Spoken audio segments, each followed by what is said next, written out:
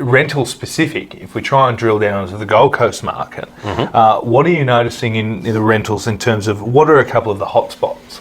There seems to be a bit of a shift south. So what was traditionally the central suburbs, as in Surfers Paradise and a little bit behind it, the shine has come off that a little bit, and more of the attention seems to be along the light rail path. So the southern suburbs, Burleigh, Palm Beach, any of the lifestyle suburbs seem to be getting a lot more attention.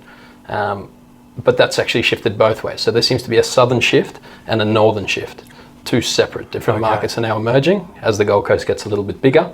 Our focus is central and southern, so I won't talk much about north. I don't know enough about it. But the southern stuff and the central is definitely starting to.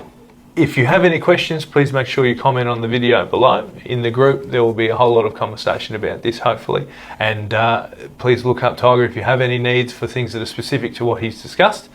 Thank you very much for your time, and we hope to talk to you soon. And Tiger, we will hopefully talk to you very soon. Cheers. Thanks. Thanks. Mate.